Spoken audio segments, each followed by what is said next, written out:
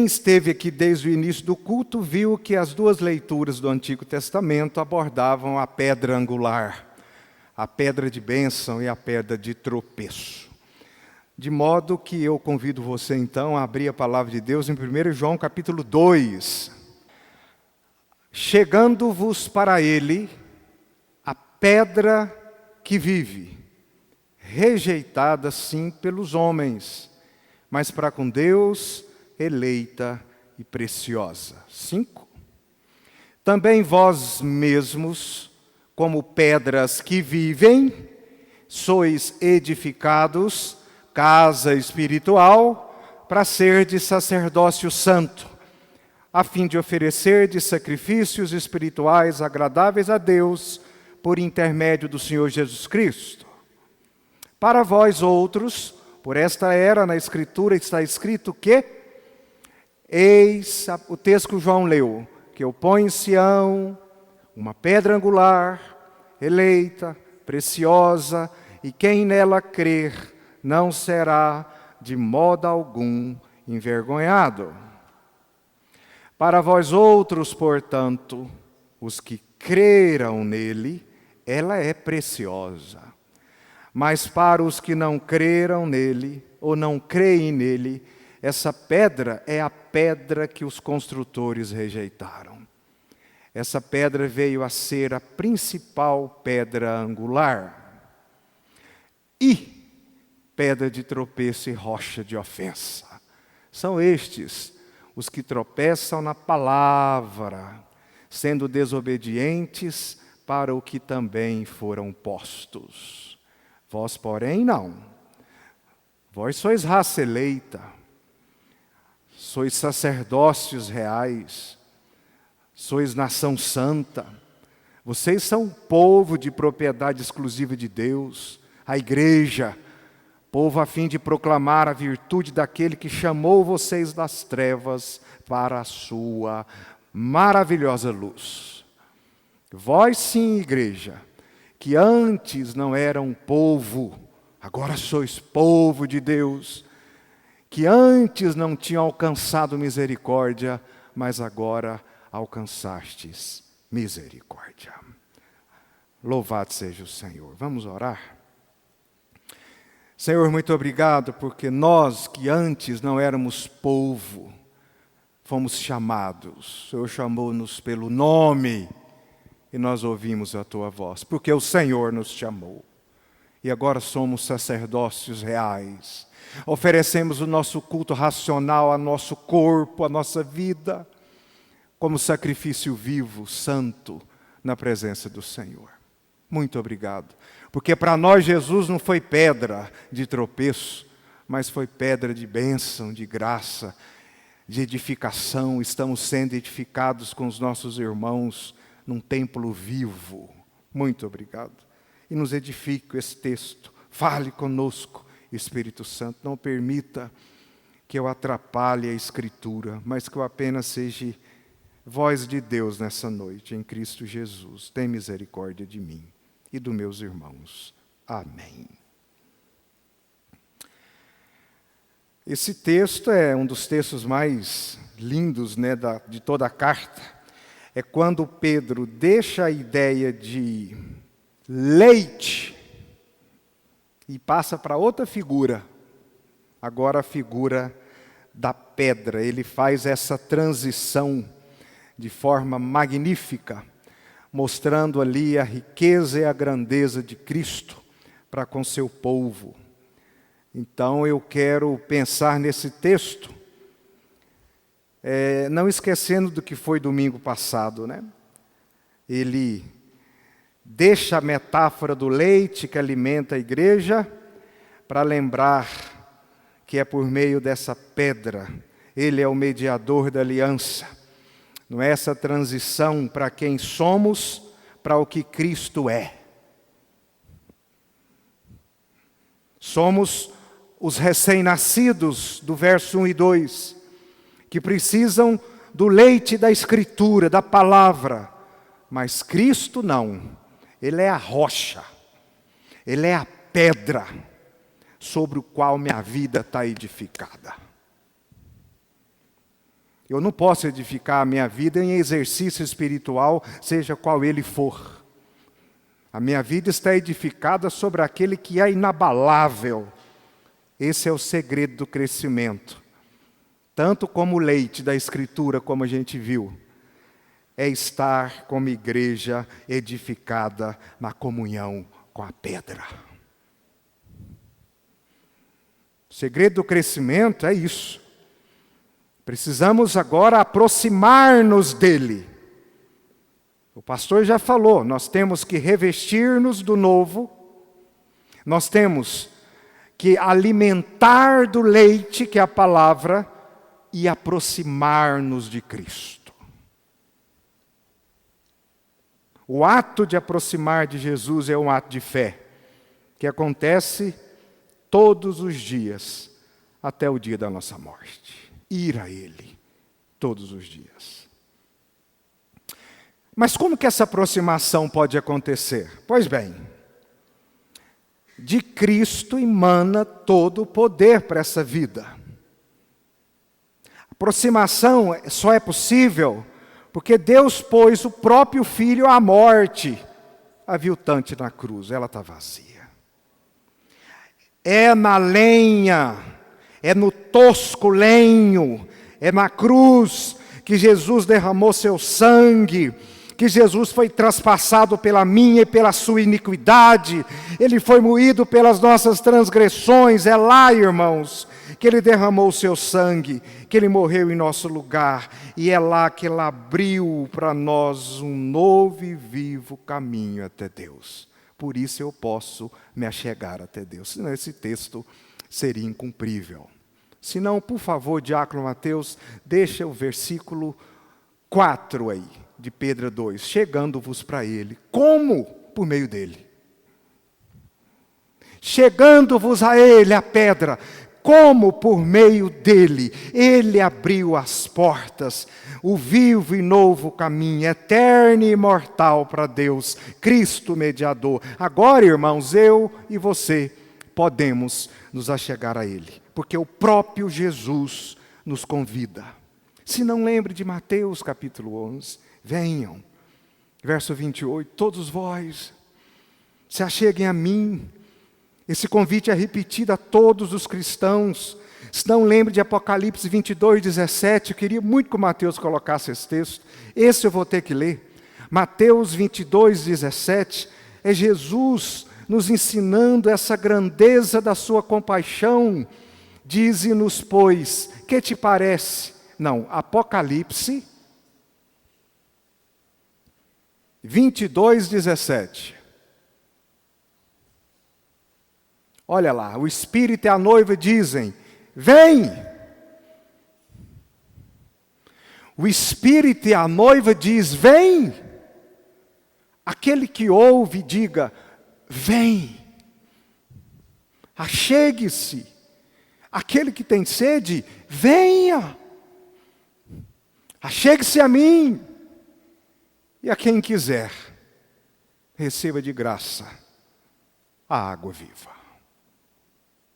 O convite está aí. Não só para nos revestirmos do novo homem, para nos alimentarmos da palavra, mas nós crentes precisamos do Evangelho todo dia. Essa palavra não é para quem não é igreja, é para os sacerdócios, é para os santos. Precisamos ir a Cristo todo dia. Nós temos que nos evangelizar todos os dias. Ok?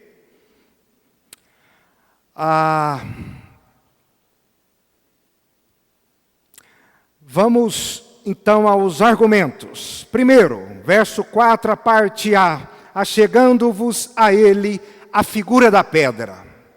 A pedra que vive parece um paradoxo. Uma pedra não tem vida, por quê? Porque é uma figura.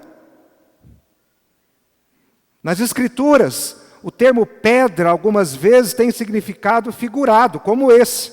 Salmo 118, 22. O presbítero fez a primeira leitura nesse texto, eu queria até ler com vocês novamente. Salmo 118, 22. Olha lá.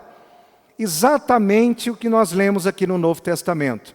A pedra que os construtores rejeitaram, essa veio a ser a principal pedra angular. É Cristo. Jesus não é apenas a pedra que vive, mas é também aquele que dá a vida. Se não, veja, Atos 4:11, por favor. Talvez você vá embora hoje tendo mais um estudo do que uma exposição, mas eu preciso te ensinar essa figura. Atos 4:11, esse Jesus é a pedra rejeitada por vocês, os construtores, a qual se tornou a pedra angular. O próprio Pedro usa essa imagem quando se dirige ao Sinédrio, aqui nesse texto. Muito antes de escrever sua carta, logo depois da ressurreição, ele vai dizer, esse Jesus que morreu aí, que vocês crucificaram, ele é a pedra do qual o salmista fala, há 2000 anos atrás. Ele é a pedra que vocês, que eram os construtores, rejeitaram. E é interessante notar que o verbo rejeitar, na língua grega, é rejeitar depois de minuciosa investigação.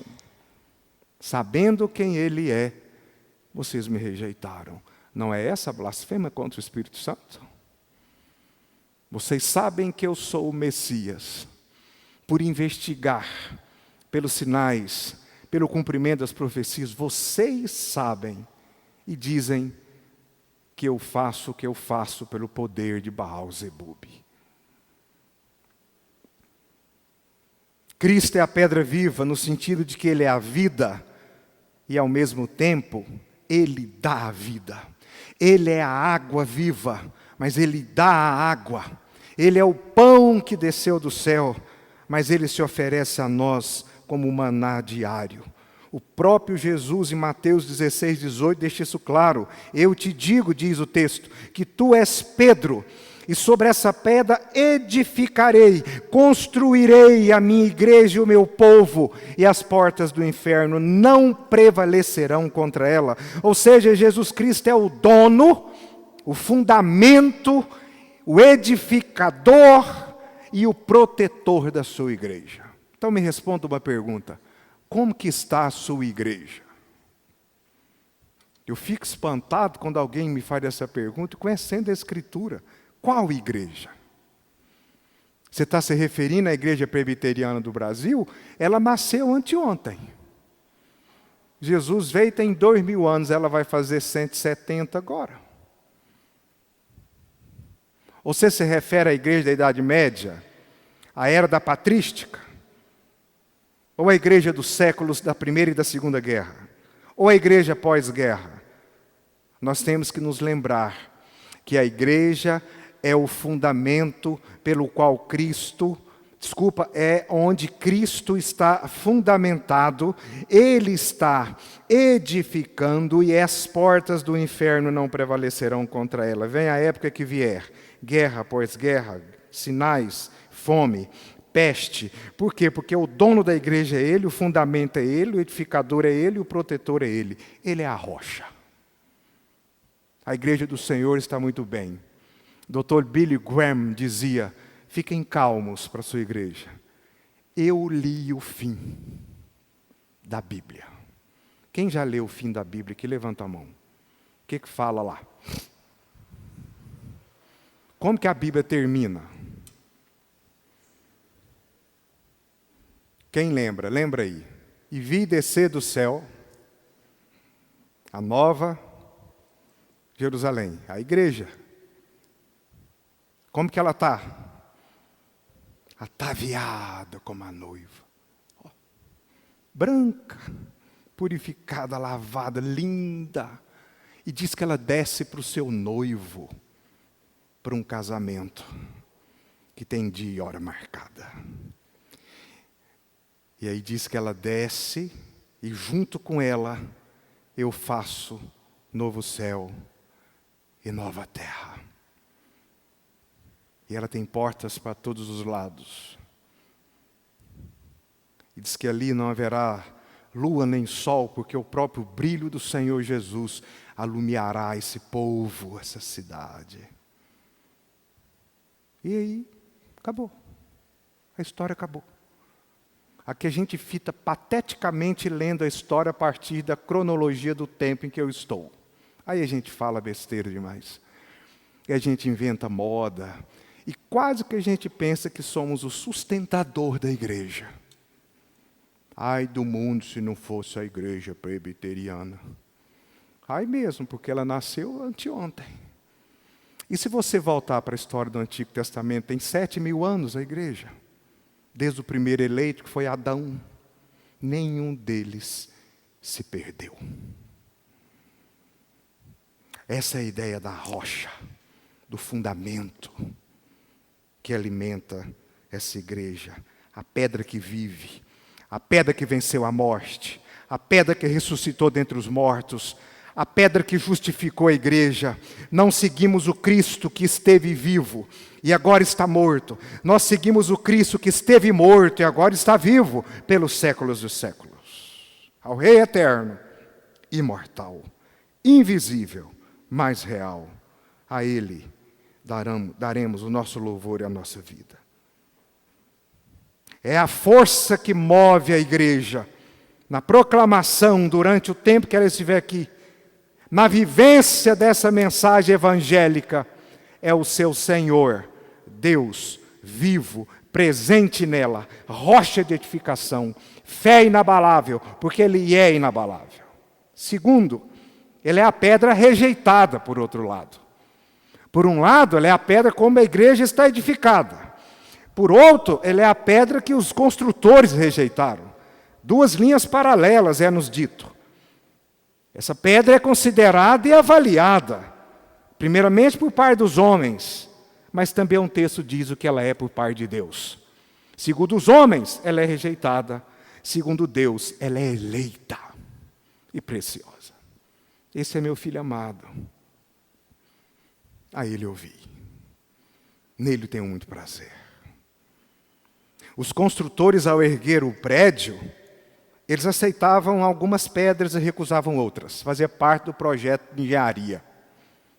Antes de edificar os prédios, eles faziam a separação das pedras. É essa figura que Pedro traz para o texto. A ideia de rejeitar depois de pegar, de olhar. Essa é boa, essa é ruim. É esse exercício. Vocês olharam, vocês tocaram e vimos a sua glória. E o rejeitaram, com consciência. Seguramente o maior erro de avaliação da história que alguém pode cometer é avaliar quem é Cristo e assim o rejeitar. Isso acontece sempre. Esse texto tem mais de 2000 anos.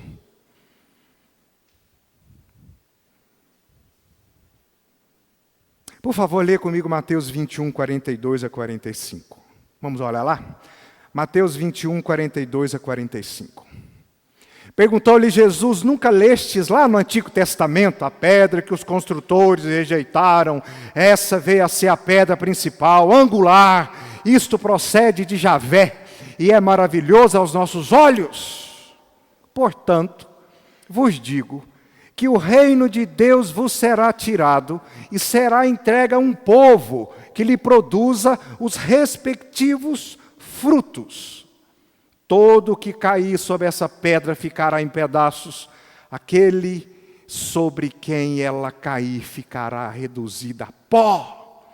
Os principais sacerdotes e fariseus, ouvindo essas parábolas, entenderam que era a respeito deles que Jesus falava. É claro, eles sabiam. A carapuça vestiu certinho. Ao invés de se arrependerem e buscarem a compaixão de Jesus, procuraram matá-lo. Aqueles que rejeitam a Cristo, amada igreja, edificam sem fundamento, constroem para nada. Eles tropeçam. Essa pedra rejeitada passa a esmagá-los. Embora Cristo seja uma fundação firme para qualquer um que coloque nele a sua fé, Ele é também uma pedra que esmaga aqueles que o rejeitam. Não há meio termo. De que lado você está? É a questão. Essa pedra é para você fundamento ou destruição? Não há outro lugar para existir diante dele. Em terceiro lugar, é pedra eleita. Ela é angular, ela é rejeitada, mas ela é pedra eleita e preciosa. No final do verso 4, Cristo é o eleito de Deus. É nele que somos eleitos. O sangue de Cristo é precioso. Lembra 1 Pedro 1,19? Põe para mim, Mateus. 1 Pedro 1,19. Mas pelo precioso sangue, como de cordeiro, sem defeito e sem mácula, o sangue de Cristo. E Cristo é a pedra preciosa para Deus.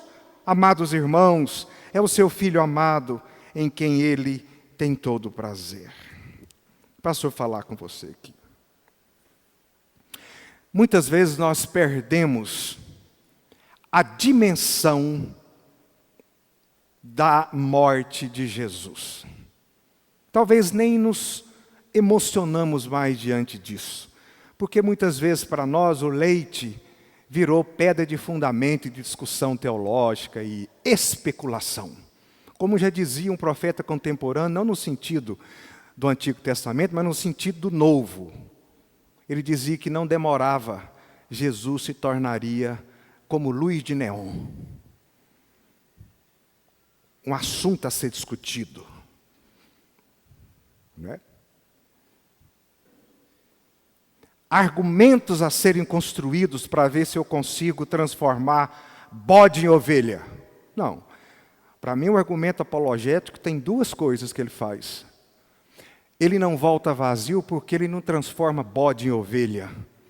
Ou ele traz a ovelha, ou ele mantém o bode com brasas sobre a sua cabeça. Mas para nós, talvez ele se tornou só mais uma notícia, o Evangelho. Tanto é que uma coisa que eu fiz, eu não faço nunca mais, é chamar culto de culto evangelístico. Teremos um culto evangelístico dia 10. Que dia que um culto não é evangelístico? Será que eu não tenho que evangelizar vocês e a mim todo dia? Claro, porque todo dia eu me afasto do leite. Todo dia eu me afasto de Cristo. Quando eles descem do Monte da Transfiguração, espantados, Pedro, João e Tiago, não foi só porque eles viram Moisés e Elias ali. O doutor Saião, mestre Saião, diz que é porque eles ouviram a voz de Deus dizer: este é meu filho amado. Isso se perdeu para nós. Quem tem filho aqui? Levanta a mão. Ok. Você viu o que Quando eu contei da gravidez no grupo ontem, a gente brincando, uma irmã escreveu para a Bianca assim: você vai ver o que é o amor incondicional. Não lembro quem. Achei isso lindo. Foi você? Olha só. Pois bem, eu e você somos pecadores, então o nosso sentimento é tudo atrapalhado, míope. E nós amamos o nosso filho. Quem aqui tem só um filho? Pois bem. Vocês imaginem o que é ter um filho e o entregá-lo ao sacrifício. Deixá-lo aqui, nesse mundo do maligno, 33 anos. Eu, que sou o pai e desfrutei dele eternamente, criamos universos e mais universos. Há um deleite perfeito nas pessoas da Santíssima Trindade. E o pai então envia o filho e ele diz sim, porque a comida e a bebida dele é fazer a vontade do seu pai. Esse é o preço. Um filho amado. Todos os exegetas bons vão dizer que Deus amou um homem na história, o seu filho. Ele só tem prazer nele. Esse é o meu filho amado. Ele está dizendo ao mundo: e eu vos entreguei. Me explica esse amor. Que amor é esse? Por causa de mim? Ah, não. Pois é, isso tem que voltar a nos emocionar.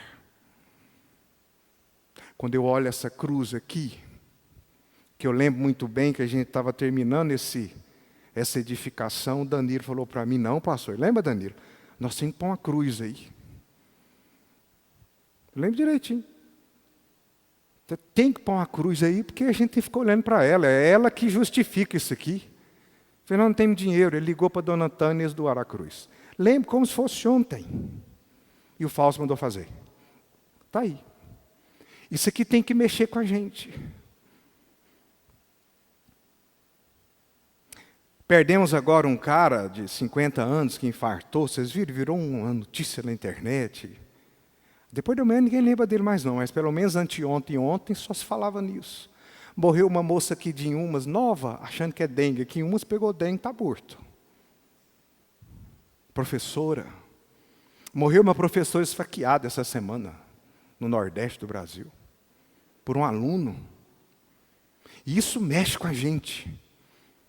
Pois bem, parece que a pedra rejeitada e ao mesmo tempo eleita, quando eu vejo o que fizemos com ela, ou que Deus permitiu que seja feito nela por amor ao seu povo, isso tem que mudar a minha eclesiologia para sempre. Tem que mudar meus conceitos, a minha forma de ver o mundo, porque o preço é muito alto. A morte do Filho do Senhor vai ser vingada quando a sua taça se encher. E ela esmagará esse mundo. Porque esse mundo jaz do maligno. Quando essa taça for derramada, Deus nos guarde e esconda a nossa vida na rocha. Porque Ele esmagará esse mundo e vingará não só ao seu Filho, mas a todos os mártires. Por isso que essa pedra, ela tem essas duas linhas. Ela é bênção e ela é maldição. Ela é graça, mas ela é juízo. O profeta João Batista falou, ó cambada, o cutelo está no pé do ramo.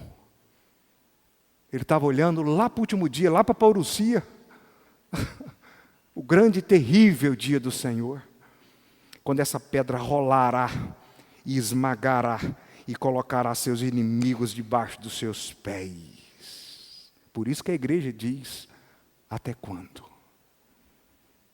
Carnaval começa agora. Ontem colocaram 200 mil pessoas na Avenida 85, até na Ricardo Paranhos. Uma loucura. Antes começava 2 dias antes, agora é 10. Esse mundo jaz do maligno, não se esqueça. E para de ficar espantado quando alguma coisa assim do borogodó acontece nesse mundo. Pedrão vai ensinar isso, como se fosse algo espetacular no mundo de mortos. O presbítero Fausto mandou assistir um filme. Eu pensando nessa pedra que é bênção, mas que esmagará o pecado e o pecador impenitente. Ele falou, você tem que assistir Apocalipto, do Mel Gibson, para você ver como que era a questão dos maias. Se a gente acha que o mundo hoje é bárbaro, assiste isso. E eu assisti ontem. Rapaz, eu custei dar conta de ver aquilo lá, hein? O Mel Gibson com aquela precisão histórica violenta. É isso mesmo. É um mundo que enquanto o sol era adorado, cabeças rolavam, crianças sorriam e adoravam a deuses pagãos. É uma Babel menorzinha, os templos dos maias e dos incas. Porque a Babel queria alcançar os céus. O ser humano continua construtores de tronos, falamos isso domingo passado. Ou ele se prostra diante dessa pedra e se esconde atrás dela. Senhor, mostre-me a tua glória. Sim, Moisés, esconda atrás da pedra, senão a minha glória te esmaga. Se Deus te vê sem Cristo, nós seremos esmagados. é o que esse mundo virá a ser. Uma pedra rolará sobre ele e o esmagará. E a igreja reinará com ele pelos séculos dos séculos. Ninguém zomba de Deus. Deus não precisa de defesa. Ninguém zomba de Deus. Está escrito. Que Deus nos guarde dessa pedra esmagadora. Que Cristo seja para nós pedra preciosa. Filho amado do Pai. Eleito de Deus. Eleito para redimir a igreja. E fazer da igreja sacerdotes para Ele.